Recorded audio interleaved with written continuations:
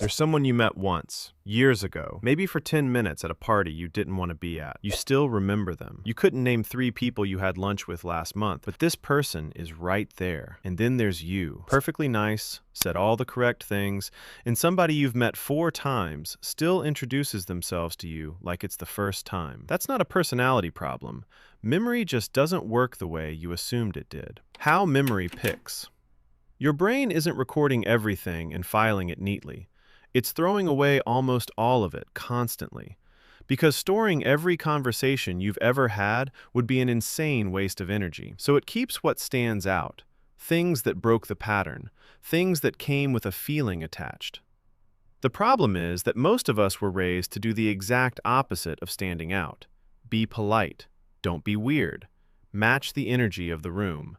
Which is decent advice for not getting fired and terrible advice for being remembered. Because pleasant and normal is the single easiest thing for a brain to delete. Nobody forgets you because you did something wrong. They forget you because nothing happened. The emotion part.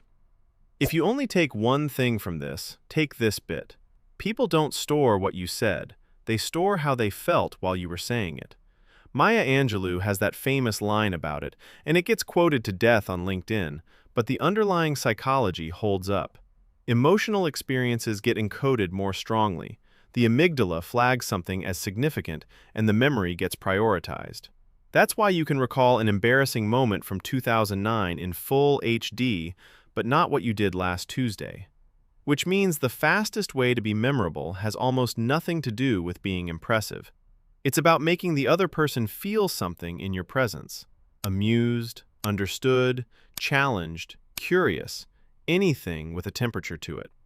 The people you can't forget usually aren't the ones who told you about their achievements. They're the ones who made you laugh unexpectedly or asked you a question nobody asks. Be slightly specific. Here's the practical version, and it's smaller than you'd expect. Most people speak in generalities because generalities are safe. I like traveling. I've been busy. Work's been fine. All true, all completely unstorable. Now compare. I've been trying to learn to make bread and I've produced 4 bricks so far. That's the same amount of effort and it sticks because it has a picture in it. Brains keep pictures. You don't need an interesting life for this. You need to stop sanding the interesting parts off the life you already have. Everybody has bricks. The weird detail. Related and slightly more advanced. If you tell someone 3 normal facts about yourself, they'll retain none of them. If you tell them 2 normal facts and 1 genuinely odd one, they'll remember the odd one and, weirdly, they'll remember you liked them. The odd thing doesn't need to be dramatic. You're scared of butterflies. You've never seen Star Wars. You collect hotel pens. It works because it's specific and because it's a small piece of real self, which most conversations never get anywhere near. Careful with this, though. You can't force it. Rehearsed quirkiness is instantly detectable and much worse than being forgettable. The goal is just to stop editing yourself down to the safest possible version. Ask better. Vanessa Van Edwards, who runs a behavior research lab and wrote Captivate, makes a point I keep coming back to. Swapping standard small talk questions for slightly unusual ones changes the entire quality of an interaction. What do you do? Gets you a job title and a dead end. What are you working on that you actually like? Gets you a real answer. And here's the part people miss. The person doing the asking becomes memorable, not just the person answering. You're the one who made them think about something they hadn't thought about that day.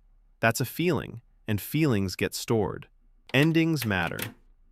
Most Kahneman's research on the peak-end rule found that when people judge an experience afterwards, they're heavily influenced by its most intense moment and by how it ended, not by the average of the whole thing.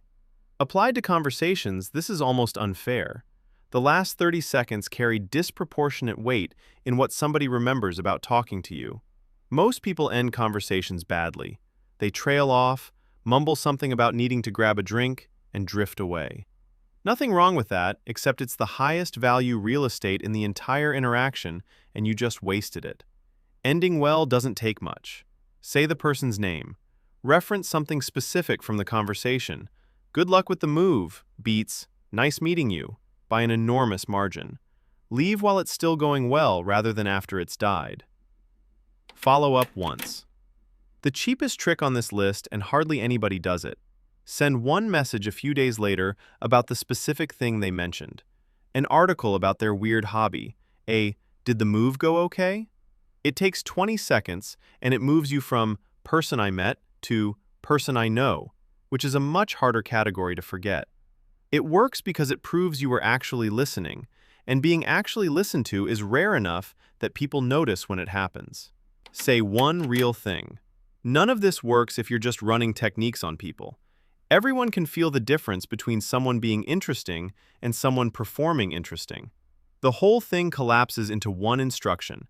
Say one true thing in every conversation. Not a shocking thing, not a clever thing.